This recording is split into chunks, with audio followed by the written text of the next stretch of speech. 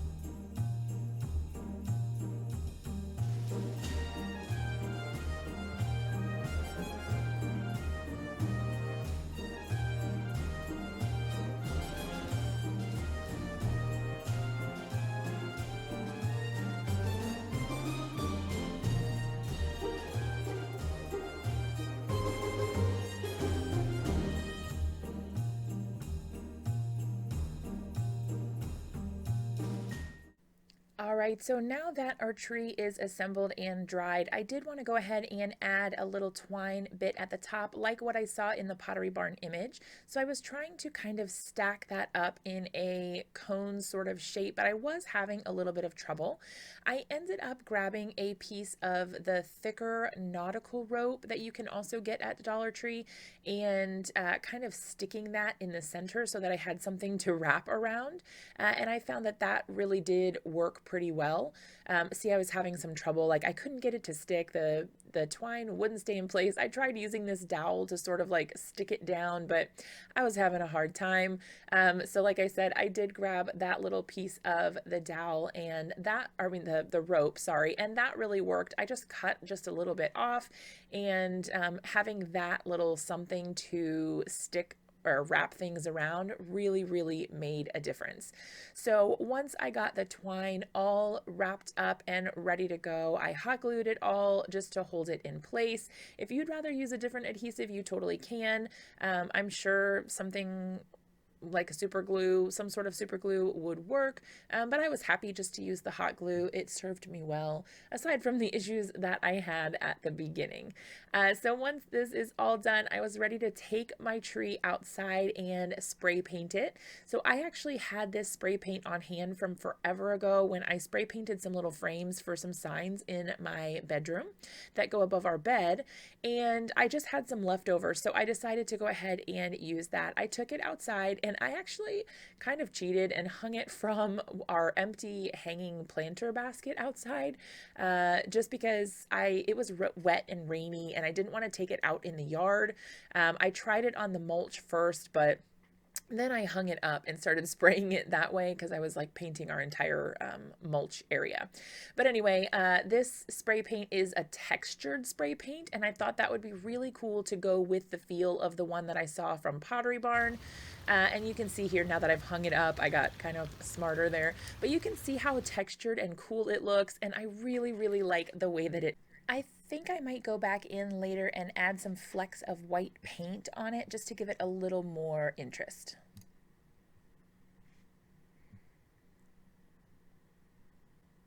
All right, so moving on to our second and final DIY for today, I am using these cute little houses from the Dollar Tree.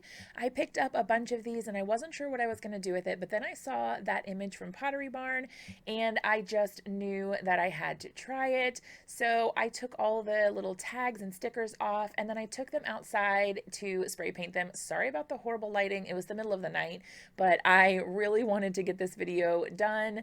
The paint that I'm using is a spray paint that is called Heirloom White. It's kind of like a vintagey sort of white. I would say it's more off-white, sort of ivory kind of color. It's really not very white.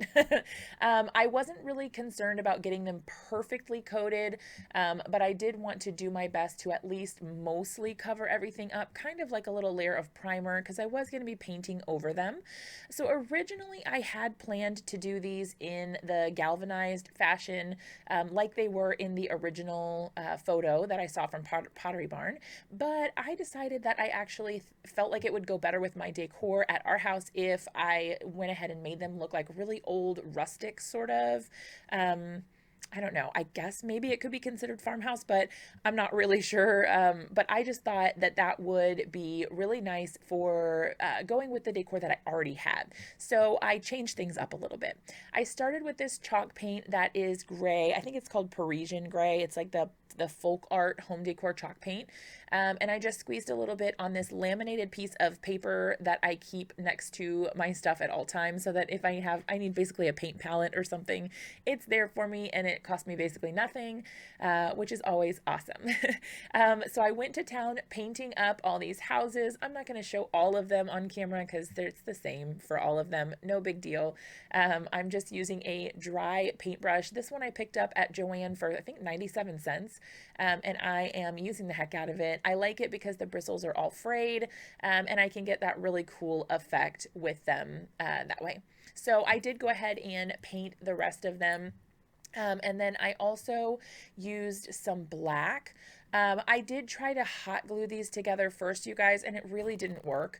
I should have probably used like E6000 or some sort of adhesive like that, but it seemed like it was going to work, and some of them did stick together, but also some of them totally did not. So I tried that first, and then eventually I just I made a board for them to sit on, and then I glued them directly onto that, and that stuck super well. Okay, so once I finished trying to glue them together unsuccessfully, I kind of just left them sitting there, but I decided to go in with this black paint. I know this looks really scary. It gets better, I promise. When I did it, I was like, oh my gosh, what have I done? I've ruined this whole project. This is not going to turn out like what the heck. This would be good for Halloween, not really for Christmas. But I think I saved it in the end. Definitely let me know in the comments what you guys think, if you like it or if you think it's too weird. But I really liked how it turned out. So I'm doing the same technique here with the brush, just adding that black paint. I put it in a little paint palette. You can pick some of these up from the Dollar Tree as well, using that same brush and just applying the paint by dabbing the brush and letting the bristles kind of just splay out and apply paint kind of wherever. And I really like this effect that you get. You can make things look really weathered because it looks more natural than painting strokes or trying to do anything super fancy like that. So once I let the black paint dry, I did go ahead and go back in with a coat of white paint as well. So that muted down the effect of the black. So you can see now here it's dry. I'm pulling out my white chalk paint, putting a little bit in the palette here, again, using that same brush, and I'm going to do the exact same thing. So I'm just dabbing at it with the brush to apply that paint. It mutes the black, so it kind of sends that black to the background, and then makes it look more like the black is just sort of like an old decayed sort of look. Again, I don't know if you guys are into this style. I thought it looked really cool, like a super old vintage set of these houses, and you would never know that these things came from the Dollar Tree and that they were all like brightly colored and crazy looking. When I first started, it just looks like they were created this way, and I think that that is so super cool. Now you can make your little village of houses look however you want by mixing and matching the little buildings. These come, there's like a church, there's a bakery, there's a house, I think there's a post office. They all say and have different features. And they say different things and have different features, so you can mix and match them. You could have all houses, you could have like whatever combination you want to make them look, and you can always add more if you thought maybe it needed to be longer or you wanted to make it shorter. So I don't know, that worked for me. I really liked it, but always I like to hear what you guys think as well. So I set those aside to dry, and then I moved on to assembling a base for them when I figured that they weren't going to stay together very well on their own with just the hot glue. I went ahead and painted these little boards. This is meant to be like a shelf liner, or like what you could make drawer dividers out of. We actually had them on hand already for a project that we planned to do but never got around to. So I just had my husband cut these for me. And I just basically laid all the houses out on top and cut about half an inch extra on each side so that I had a little bit of room on the outer area. I'm just using my hot glue gun to attach these, and it worked perfectly. It was a really solid board, and I was actually quite surprised. I thought that it was going to be really flimsy and it wasn't going to stick together well, but it worked really well. And then once I got the houses on top, it was amazing. I couldn't believe how well this worked. And actually, this would make a super cute sign, you guys, just this by itself. I thought that was really adorable. Okay, so here I'm just going to go ahead and get the houses lined up on the board the way I want them. Once they're there, I'm just going to go ahead and apply some hot glue to the bottom. I was super generous with most of these. I put a ton of hot glue, and it worked really well to stick them, so I'm sticking with it. Once I went ahead and got the hot glue on, I did have my husband help me by putting in some little eyelet hooks. I think that's what they're called, eye hooks or eyelet hooks, something like that. The little ones that's just like a screw with a little loop on the end.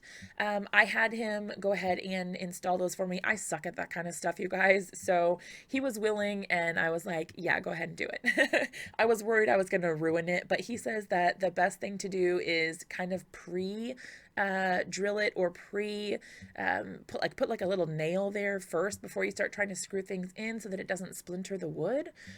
So hopefully that helps because the wood is pretty thin. All right, so once all of that was done and I assembled the eyelet thingies, well, my husband assembled the eyelet thingies. Let's just be real, give credit where credit is due.